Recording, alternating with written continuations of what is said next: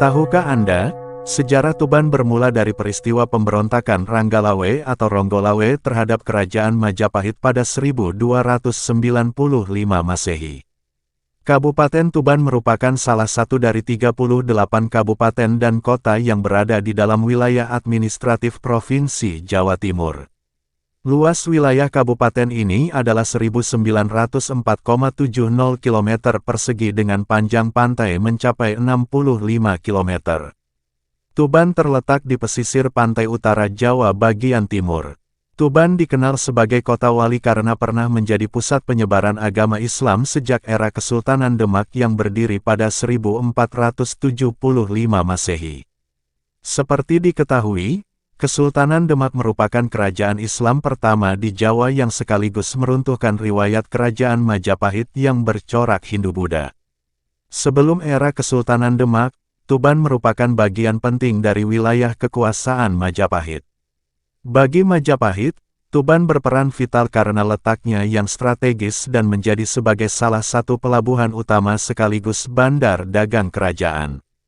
Hari jadi Tuban yang diperingati setiap tanggal 12 November merujuk tanggal ditunjuknya Raden Haryo Ronggolawe sebagai Bupati Tuban oleh Raja pertama Majapahit, Raden Wijaya, yakni pada tanggal 12 November tahun 1293. Ronggolawe dan sejarah Tuban. Dikisahkan dalam riwayat, Ronggolawe atau Ranggalawe merupakan salah satu pengikut setia Raden Wijaya yang turut merintis pendirian Kerajaan Majapahit pada 1293 Masehi, selain beberapa tokoh penting lainnya seperti Arya Wiraraja, Nambi, Kebo, Mahisa Anabrang, juga Lembu Sora. Ronggolawe adalah salah satu putra Arya Wiraraja, Bupati Songenep Sumenep di Pulau Madura. Selain itu, Ronggolawe juga berkerabat dengan Lembu Sora yang tidak lain adalah pamannya. 3 orang yang terikat jalinan keluarga ini mengabdi di Majapahit sejak era Raja pertama, Raden Wijaya atau Kertarajasa Jayawardana tahun 1293 sampai tahun 1309. Tikadia Wulan Yulianti dalam riset bertajuk Kidung Ranggalawe, Pemberontakan Kekuasaan Kidung Ranggalawe 2017 menuliskan bahwa andil Ranggalawe, Lembu Sora, dan Arya Wiraraja sangat besar dalam mendukung perjuangan Raden Wijaya mendirikan Kerajaan Majapahit di tepi Sungai Brantas, Mojokerto. Tak lama setelah Majapahit berdiri, tepatnya tanggal 12 November tahun 1293, Raden Wijaya menunjuk Ronggolawe sebagai Adipati Tuban, wilayah taklukan Majapahit di pesisir pantai utara. Namun, keputusan raja tersebut tidak memuaskan Ronggolawe. Ia merasa seharusnya mendapatkan posisi yang lebih baik. Kekesalan Ronggolawe semakin memuncak lantaran Raden Wijaya mengangkat Nambi sebagai Rakrian Pati atau Perdana Menteri. Rakrian Pati adalah jabatan paling tinggi dalam struktur pemerintahan Kerajaan Majapahit di bawah raja. Menurut Ronggolawe, jabatan Rakrian Pati lebih pantas disandang oleh Lembu Sora, pamannya. Lembu Sora bagi Ronggolawe jauh lebih berjasa daripada Nambi dalam perjuangan mendirikan Kerajaan Majapahit. Namun, Lembu Sora ternyata memilih patuh atas kebijakan raja. Ia juga menasihati Ronggolawe agar memohon maaf kepada Raden Wijaya. Akan tetapi Ronggolawe tidak mau dan memilih kembali ke Tuban. Gugurnya Ronggolawe sang Adipati Tuban. Sikap Ronggolawe memantik intrik di internal istana. Mulai terdengar desas-desus bahwa Ronggolawe hendak memberontak dan sedang mempersiapkan pasukan di Tuban untuk menyerang Majapahit.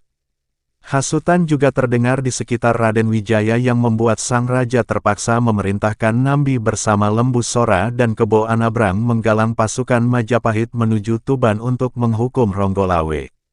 Ronggolawe yang mendengar kabar bahwa pasukan Majapahit sedang bergerak menuju Tuban pun segera mempersiapkan diri dan lantas diberangkatkan untuk menghadang. Slamet Mulyana dalam Tafsir Sejarah Nagara Kartagama, 2006, mengutip Kidung Ranggalawe, menuliskan bahwa perang antara pasukan Ronggolawe melawan Majapahit terjadi di sekitar Sungai Tambak Beras, Jombang. Singkat cerita, terjadilah duel 1 lawan 1 antara Ronggolawe menghadapi Kebo Anabrang. Duel di tengah derasnya aliran sungai tambak beras itu menguntungkan bagi Kebo Anabrang yang lebih piawai berenang. Ronggolawe di ujung maut, lehernya dicekik Kebo Anabrang sampai tewas. Lembu Sora yang melihat kejadian itu berada di persimpangan jalan. Lembu Sora memang berada di kubu Majapahit, tapi Ronggolawe adalah keponakan yang dikasihinya. Kehilangan kendali, Lembu Sora menikam Kebo Anabrang sampai mati. Ronggolawe pahlawan Tuban dan Majapahit. Kebo Anabrang dan Ronggolawe sama-sama tewas di Sungai Tambak Beras yang banjir darah akibat duel antara dua ksatria Majapahit tersebut. Keduanya adalah sosok yang pernah amat berjasa untuk Majapahit. Upacara kematian Ronggolawe dan Kebo Anabrang pun dilaksanakan sebagaimana mestinya sebagai penghormatan terakhir bagi mereka. Jenazah Adipati Ronggolawe dan Kebo Anabrang disucikan, dibakar, kemudian abunya dibuang ke laut. Ranggalawe tetap dianggap menjadi pahlawan bagi Majapahit. Raden Wijaya mengampuni semua anggota pasukan Ranggalawe dari Tuban yang terlibat pertempuran tersebut. Bahkan keturunan Ranggalawe masih diberi wewenang untuk memimpin Tuban. Inilah sedikit potongan kisah dari sejarah kota Tuban. Semoga bisa memberikan pengetahuan untuk teman-teman semua. Terima kasih.